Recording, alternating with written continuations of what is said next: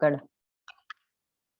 अच्छा जी, चलो recording start हो गई है। तो हम पढ़ेंगे आज मैस्कुलिनिटीज, और हम ये भी पढ़ेंगे कि मैस्कुलिनिटीज को मैस्कुलिनिटीज क्यों बोला जाता है, प्लूरल में क्यों बोला जाता है, सिंगुलर में क्यों नहीं है। I think we'll be able to cover 4 or 5 topics today because I am a little bit tired, so I think I will be only taking a short session. उसके बाद मुझे लगता है कि we need to have a general talk, है ना, तो उसके लिए टाइम बचाएंगे लास्ट में।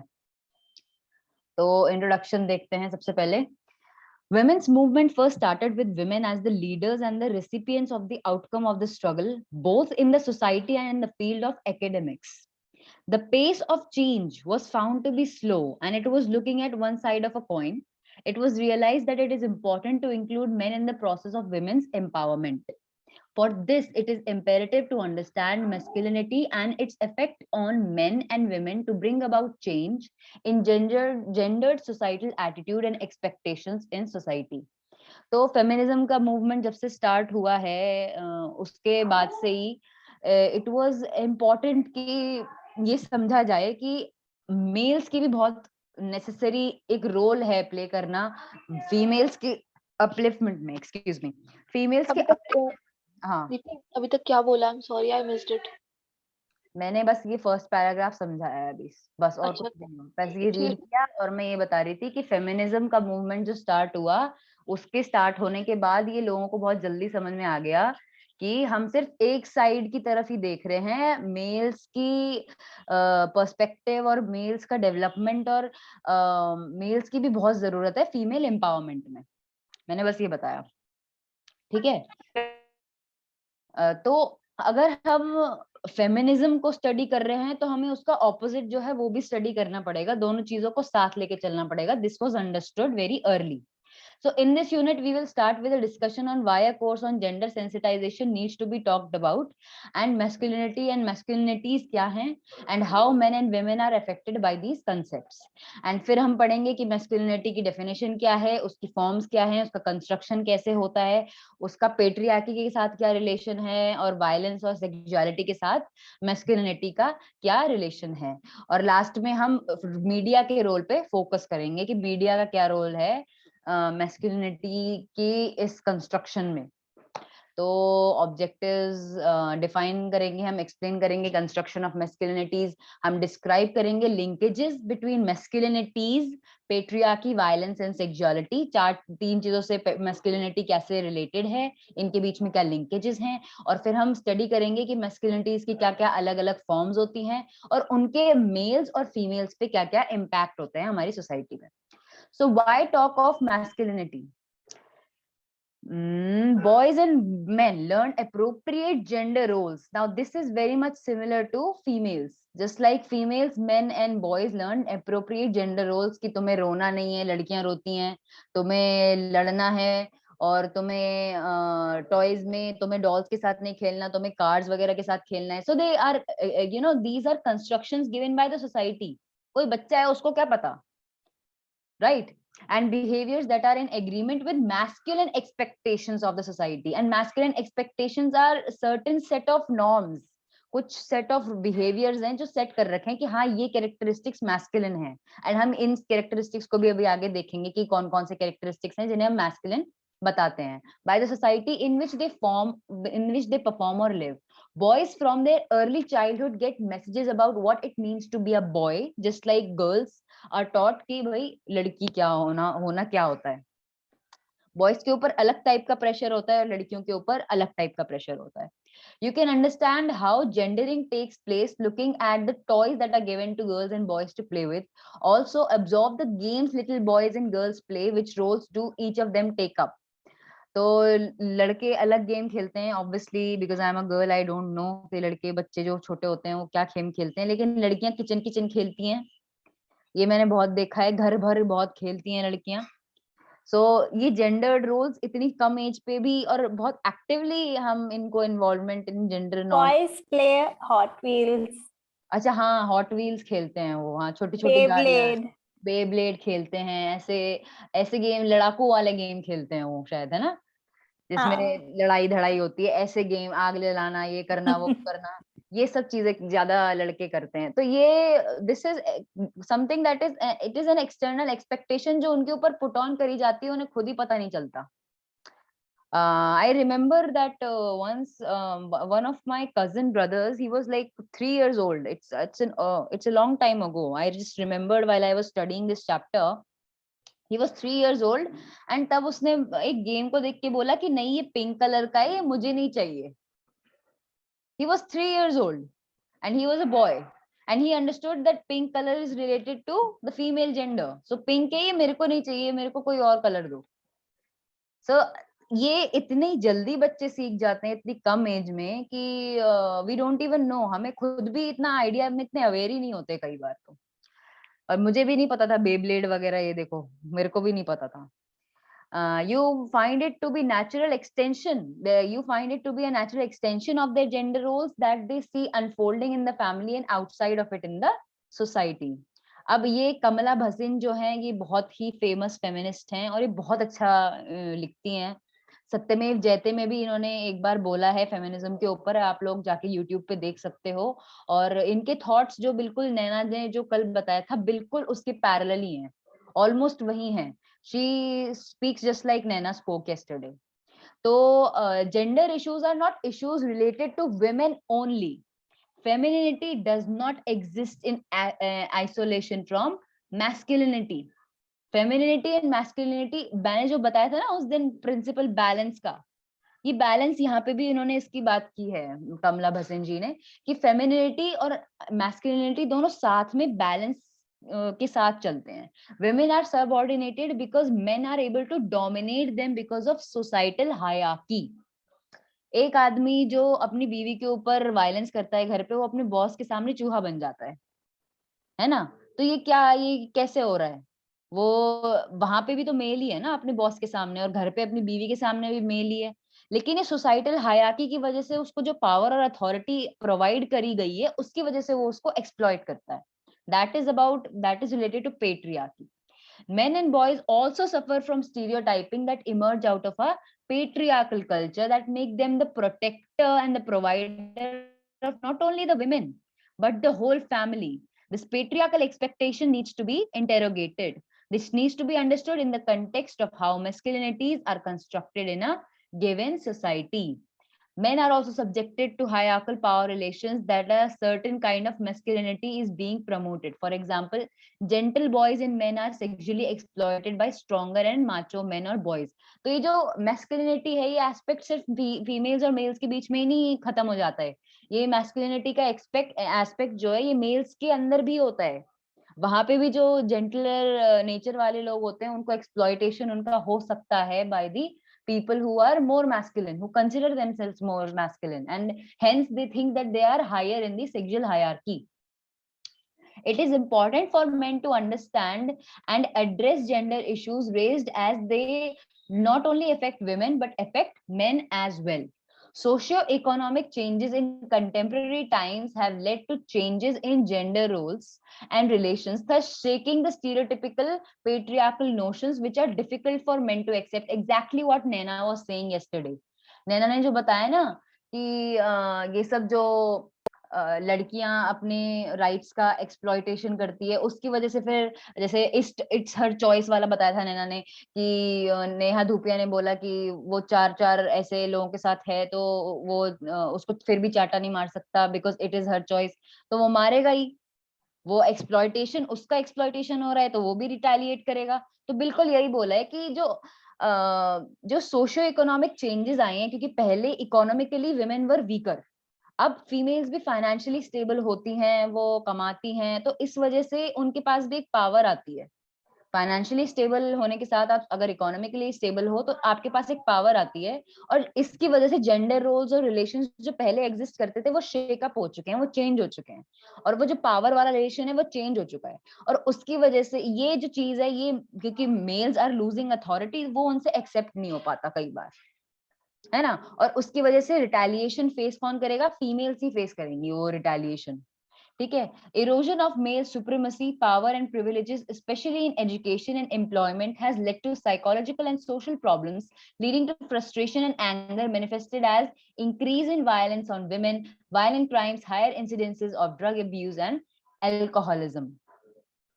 Women's demand of equality, development and peace cannot be attained without active support of men, because balance itna important hota hai. This would also free men of patriarchal shackles that constrict their own well-being. To understand the issue of male violence against women, understanding constructions of masculinity is a must. So now you can see why it is essential to discuss masculinity and its variations to understand gender discrimination that girls and women face in the society. Also, by changing societal and cultural scripts for masculinity and also the notion of femininity, we can move towards a more gender just and gender sensitive society. तो इसीलिए अब कमला भसन जी के जो भी ये major points थे, इनको study करने के बाद हमें ये समझ में आता है कि कितना इम्पोर्टेंट है. अगर हम फेमिनिज्म का मूवमेंट देख रहे हैं, हम फेमिनिटी को इतना महत्व दे रहे हैं, हम फीमेल्स को इतना एम्पावर कर रहे हैं, तो उसके साथ साथ we need to look at the other side of the coin as well. और मैस्कुलिनिटी को भी उतना स्टडी करना, उसको इतना डिस्कस करना, उसकी वेरिएशंस को स्टडी करना is just as much important. Also by changing, अब ये जो ये यहाँ पे लिखा है, हम we as a society we can change the societal and cultural scripts for masculinity, and उससे क्या होगा, जो notion of femininity है वो भी change होगा, जो कल्चरल स्क्रिप्ट्स मैस्कुलिनिटी की है वो भी चेंज होंगी. हम उसको अगर इन नोशंस को, इन कल्चरल थॉट प्रोसेसेस को अगर हम चेंज करेंगे तो ऑब्वियसली हम एक बेटर सोसाइटी की तरफ मूव करेंगे. तो अब हम देखते हैं कि मैस्कुलिनिटी को डिफाइन कैसे किया जाता है. The word masculinity is the noun form of masculine, which means having qualities or appearance traditionally associated with men, especially strength and aggressiveness. That is, masculinity is primarily associated with traits and qualities which are socially defined and built. These traits and qualities are socially defined. Strength and aggressiveness.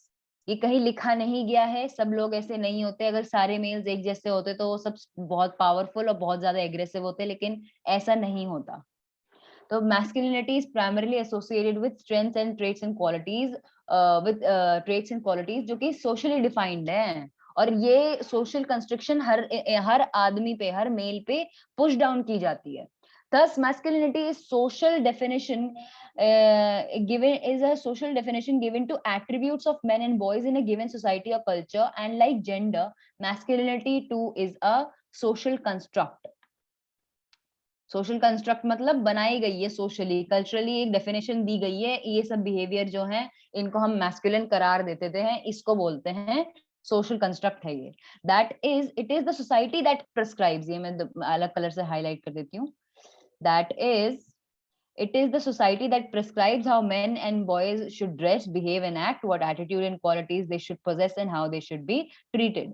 So masculinity is a set of socio-cultural expectations from men which decrees how they should look, behave, earn, etc. Masculinity differs from one particular society to another. Important point है ये. एक society से दूसरी society में masculinity की definition change हो जाती है. मतलब वो ट्रेट्स जो हमें मैस्कुलिन कंसिडर कर रहे हैं, वो किसी सोसाइटी में, किसी एक पर्टिकुलर ज्योग्राफिकल एरिया में कुछ होंगे वो ट्रेट्स, दूसरी जगह में वो ट्रेट्स चेंज कर दिए जाते हैं. तो मतलब मैस्कुलिनिटी एज सच बायोलॉजिकल नहीं है, it is a societal norm, है ना. For example, how a man in England is expected to portray his masculinity may differ from that of a man say from Egypt or in India. Thus, masculinity is also not static in relation to time and geography, and hence all men are also not alike in terms of their caste, class, ethnicity, race, and even in sexual orientations. Masculinity cannot be monolithic construct and therefore has to be referred to as masculinities. क्यों? क्योंकि अलग अलग geographical areas में masculinity की definition change होती है. ये social construct है, इसी वजह से वो नॉर्म्स और वो बिहेवियर्स और वो सारी क्वालिटीज जिनको जिनको मैस्कुलिन कंसिडर किया जाता है, वो अलग अलग जगह पे अलग अलग क्वालिटीज हैं. इसीलिए it is a social construct and ये मोनोलिथिक नहीं है, ये हर जगह चेंज हो रहा है.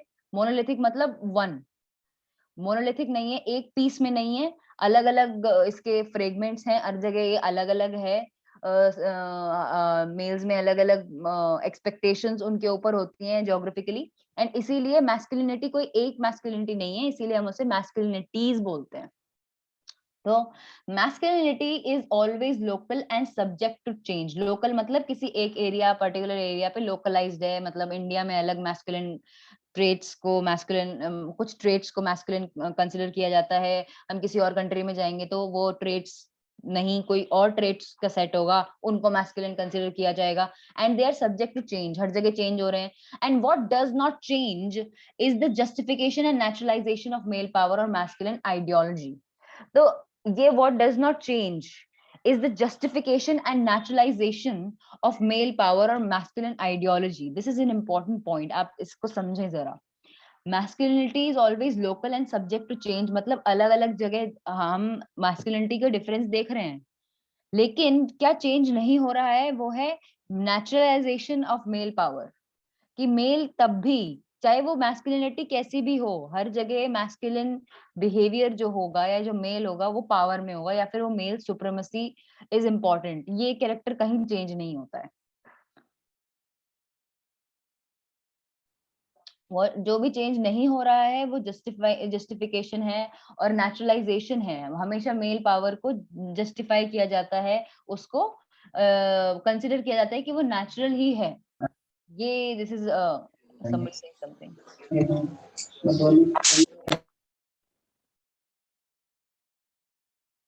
अच्छा, तो आ जाते हैं हम वापस। Understanding masculinity. Masculinity cannot be understood without looking at the opposite construct, and that is femininity. We can say that a woman or a girl is man and boy is not, and vice versa, meaning masculine traits and qualities are opposites of feminine traits and qualities.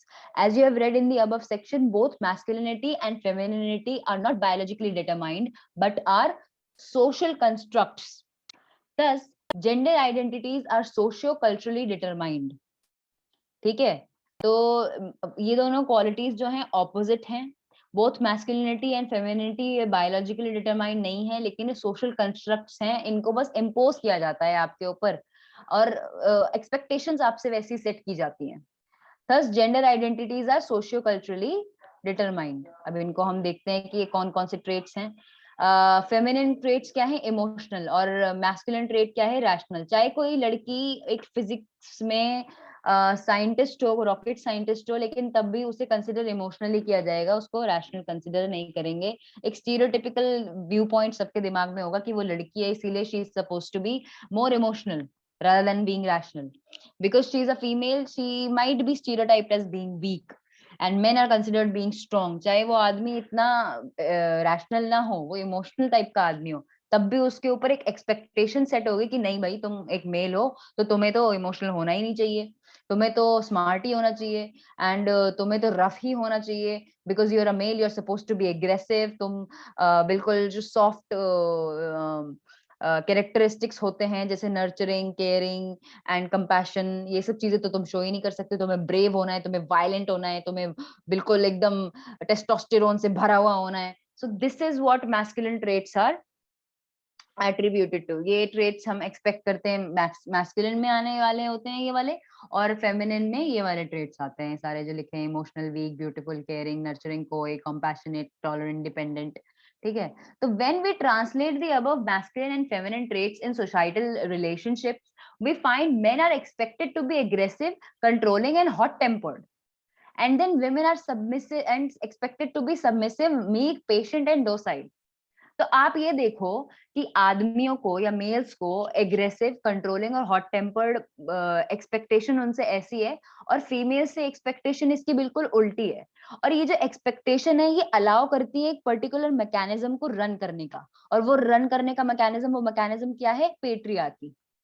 जब आदमी controlling और aggressive होगा और female docile और meek होगी, तो वो obviously एक पावर प्ले आएगा वहां पे। और पावर प्ले क्या है कि मेल फीमेल को कंट्रोल करेगा, उसके ऊपर रूल करेगा, उसको डोमिनेट करेगा। And thus, do you see that one set of traits, for one set of traits to function, the other set of traits should be accepting of them? एक set of traits ऐसा है तो दूसरा उसके बिल्कुल equal नहीं हो सकता। अगर फीमेल एग्रेसिव है तो मेल भी एग्रेसिव होगा तो चलेगा नहीं ना साथ साथ में। तो एक एक डोमिनेटिंग है, दूसरा सबमिसिव है, and that is how this dogma works. That is, if one rules, there should be someone to rule on, and if one is superior, the other should be inferior. What happens if the status quo of these masculine or feminine stereotypes is not adhered to? If, for instance, a person is treated very unkindly by society to the extent of being subjected to extreme form of violence like rape and murder. Suppose if a boy has tendency to cry or is gentle, he is called sissy, and if a girl is aggressive और commanding, she is derogatively labelled as manly. ये तो बहुत ही common experience होगा, सबने experience किया होगा, मैंने तो बहुत ज्यादा एक्सपीरियंस किया है, because I am so outspoken as you can see. When I have been very actively, I always actively took part in leadership roles, and that's why I was always stereotyped as being a tomboy, or stereotyped as being very strong and manly, and I took it as a compliment earlier. The point was कि ये मैं अपना personal experience बता रही हूँ, please ये लिखा हुआ नहीं है, लेकिन मैं इसको एज अ पर्सनल कॉम्प्लीमेंट लेती थी कि मेरे को कोई स्ट्रॉन्ग बता रहा है, लेकिन वो सब मैस्कुलिन ट्रेट्स ही हैं, कोई फेमिनिन ट्रेट्स नहीं कंसिडर करता इन चीजों को। And now I don't accept these things. मुझे पहले मैंने अपनी फेमिनिनिटी को इसीलिए एक्सेप्ट नहीं किया था, now I am able to accept it even better, so I explored my sexuality, understood these constructs and applied it to my own life. And that is how I understood that being feminine does not mean that I am weak. If I apply eyeliner and do makeup, that does not mean that I am weak. If I dress in a feminine way, that does not mean that I am weak. ये बस कुछ societal norms हैं, ये कुछ cultural socio culturally determined characteristics हैं, identities हैं, और इनका कोई मतलब नहीं है, आप चाहे कैसे भी हो। ये स्टीरियोटिपिकल कैरेक्टर्स हैं, इनका कोई मतलब नहीं है अपने आप में। तो what happens if the status quo of these masculine or feminine stereotypes is not adhered to? If, for instance, अच्छा ठीक है, ये तो हमने पढ़ लिया। Understanding and challenging masculinities fundamentally means and considering and questioning hierarchical power relations and systems in our society. Experts have different opinion about the difference between men and women, which are due to nature or nurture or some combination of both. इसका मतलब बताती हूँ मैं कि understanding, समझना मैस्कुलिनिटीज को और उनको चैलेंज करना बिल्कुल उनकी रूट कॉज पे, वो कैसे होगा, वो तब हो पाएगा जब हम हायरार्की, जो सोसाइटल हायरार्की है, उसकी पावर रिलेशन और पावर प्ले के सिस्टम को स्टडी करें। हम तभी समझ पाएंगे कि ये टॉक्सिक मैस्कुलिनिटी वाली जो ट्रेंड जो है, ये क्यों है, ये कैसे है, ये हम तभी स्टडी कर पाएंगे जब ये पावर रिलेशन हम स्टडी कर पाएंगे। और एक्सपर्ट्स जो हैं और जो रिसर्चर्स हैं, उनके व्यूज अलग हैं कि men and women how they suppose to behave and how they behave in natural circumstances. Normal people without these labels and without these stereotypes वो कैसे बिहेव करते हैं, वो उनके नेचर पे और उनके एनवायरमेंट, नर्चर मतलब एनवायरमेंट, नेचर और नर्चर मतलब, नेचर एंड नर्चर एक इंपॉर्टेंट टर्म है, आगे कभी बताऊंगी आपको। नेचर मतलब बायोलॉजिकल एंड नर्चर मतलब एनवायरमेंटल फैक्टर्स। इन दोनों की वजह से क्या पावर प्ले होता है, जिसकी वजह से कोई भी इंसान वो बनता है जो वो है। तो how men and women behave, that is a combination of both और an interplay between these three things. ठीक है, नाउ किसी को कुछ कहना है तो मेरे को बताइए। नहीं, आज का टॉपिक इंटरेस्टिंग है। इंटरेस्टिंग है, ठीक है, आगे पढ़ते हैं। From an early age, children get messages that shape their personality into boys and girls. Also, there are external sources called agents of gendering, providing ideals or standard behavior or roles expected of each member in a given society. तो ये standard behaviour और roles पहले से set कर दिए जाते हैं कि लड़का है तो रोना नहीं है, तुमको लड़ना है, तुमको बिल्कुल कॉम्पिटिटिव स्ट्राइड में रहना है, तुमको बिल्कुल अकड़ में रहना है, तुम्हें एग्रेसिव होना है, तुम्हें एकदम ताकतवर बनना है, तुम स्ट्रांग बनोगे, इमोशंस शो नहीं करोगे। So all of these things are pressurizingly, मतलब उनको थोपा जाता है, और लड़कियों के ऊपर अलग थोपी जाती हैं चीजें, चाहे कोई लड़की कितनी बोल्ड हो, कितनी ही लीडरशिप क्वालिटीज हो, उसमें कितना ही ज्यादा दिमाग हो, उसको कंसिडर वही किया जाएगा जो कि सोशली कंस्ट्रक्शन हमारा जो बना हुआ है फीमेल्स को लेके। So, family and friends, educational institutions, namely schools, colleges, and university, media, religion, and other social, political, and economic systems in the society are all agents of gendering. ये सब हमारी gendering करते हैं। सारे एजेंट्स हैं, ये सब फैक्टर्स हैं जो हमारी जेंडरिंग करते हैं। हर एरिया में, लाइफ के हर एस्पेक्ट पे आपको आपका जो जेंडर है उसके बेस पे ही ट्रीट किया जाएगा, आपको स्टीरियोटाइप किया जाएगा, जो आप हैं वो कंसिडर किया ही नहीं जाएगा। दे shape masculinity constructs for boys, और ये शेप करते हैं लड़कों के लिए masculinity constructs for main and boys in their respective, जहाँ पे भी वो जिस भी कल्चर में वो लड़के हैं वहां पे उनके लिए एक मैस्कुलिन कंस्ट्रक्शन ऑलरेडी रेडी होता है और उनको प्रेशराइज किया जाता है उसमें फिट रहने के लिए। Society expects different attitudes and behavioral responses for any given situation or incident from the boys and the girls, leading to gendered socialization. तो expectations जो होती हैं boys से और girls से किसी भी particular scenario को लेके, उसकी वजह से gendered socialization का एक rise होता है, क्योंकि उनसे expectations ही ऐसी हैं कि एक particular way में ही society चलेगी, तो वो जेंडर नॉर्म्स आगे पास ऑन होते जाते हैं। Gendered socialization can be explained as the preference for boys and girls to be socialized differently. Socialized differently मतलब उन दोनों से एक्सपेक्टेशन ऐसी रखी जाना कि वो एक पर्टिकुलर तरीके से ही ढलें अपने आप में, पर्टिकुलर तरीके से बड़े हों, एक पर्टिकुलर तरीके से उनकी थिंकिंग बन जाए। Boys are raised to follow male gender roles, expectations, and girls are supposed to conform to female roles, behavior, and actions appropriate for women. Family generally socializes babies in a gendered manner without consciously following the culturally expected outcomes. For example, in most Indian homes, boys are told not to cry as girls do that. They are ridiculed if they want to play with a doll or apply bindi or wear a bangle like their mother or sister. Even from the early childhood years, boys are encouraged by the family to hit back and retaliate. That when in a fight, they are taught to give it back rather than being at the receiving end or losing out to the opponent. Also, winning is promoted as the goal of every situation, again instilling competition that should be clinched at all costs.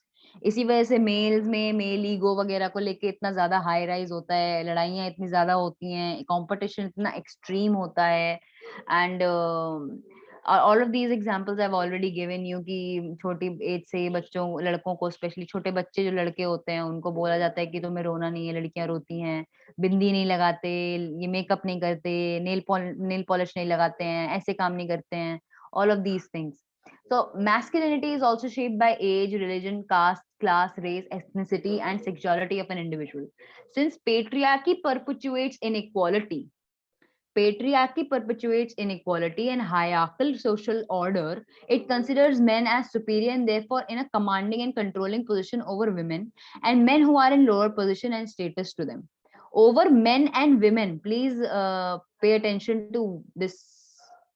Over men and women, दोनों के ऊपर। मैंने जो example दिया था ना अभी थोड़ी देर पहले कि वो एक आदमी जो घर पे अपनी वाइफ के ऊपर वायलेंट है, लेकिन वो जब ऑफिस में बॉस के सामने जाता है तो चूहा बन जाता है, तो वहां पे क्या है? ओ you scared me. So so हाँ, या you want to say something, you want to add something? No. हाँ, तो वो मैंने जो एग्जांपल दिया था वो यहाँ पे बिल्कुल अप्लाई होता है कि मेन आर सुपीरियर, ये पेट्रियार्की परपेचुएट करती है, ये सिर्फ घर का सिचुएशन नहीं है, ये हर जगह सोशली हर जगह एप्लीकेबल है, ऑफिस सेटिंग में, वर्क प्लेस में, एजुकेशन सिस्टम में, मीडिया में, हर जगह, कॉलेजेस, यूनिवर्सिटी, एवरीवेयर, कि जो भी सुपीरियर पोजीशन पे होगा वहां पे एक पेट्रियार्कल सिस्टम होगा ही होगा, और वो जो मेल जो डोमिनेटिंग होगा वो मेल्स और फीमेल्स सबके ऊपर डोमिनेट करता है, सिर्फ फीमेल्स के ऊपर नहीं, अपने से नीचे वाले मेल्स के ऊपर भी डोमिनेट करता है, और इनइक्वालिटी होती ही होती है उस सोशल हायरार्किकल ऑर्डर में। In this sense, supremacy of masculinity is also endorsed by patriarchy. Supremacy of masculinity is also endorsed by patriarchy, as masculinity not only defines relationship between men and women but also between men too. ठीक है? Between men too. Masculinity not only defines relationship between आदमी और औरत के बीच की वो relationship को define नहीं करती masculinity, males के बीच में भी एक masculine structure अलग सा चलता रहता है, जो कि अभी हमने थोड़ी देर पढ़ा था कि जो gentle nature वाले boys होते हैं, they are exploited by the macho men.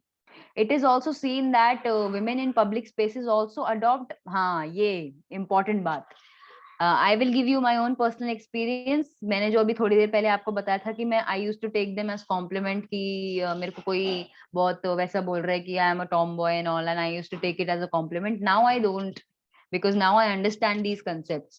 लेकिन मैंने जब ये masculine characteristics adopt किए, मैंने जब tomboyish ways में रहना शुरू किया, obviously I was at a power play.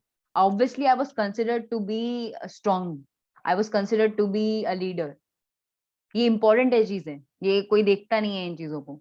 It is also seen that women in public spaces also adopt masculine ways of working or leadership to have an upper hand over their subordinates in order to show aggression and control like men.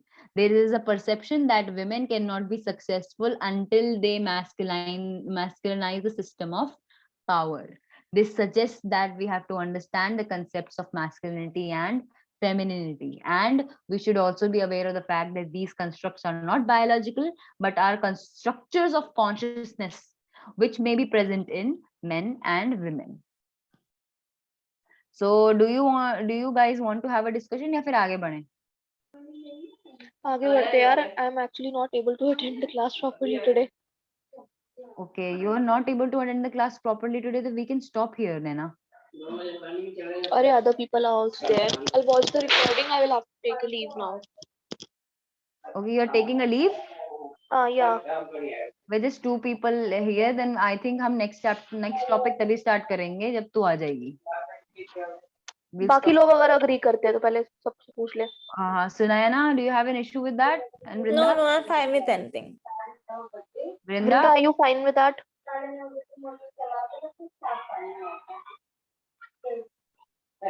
She said no issues. Okay. So I am. Alright.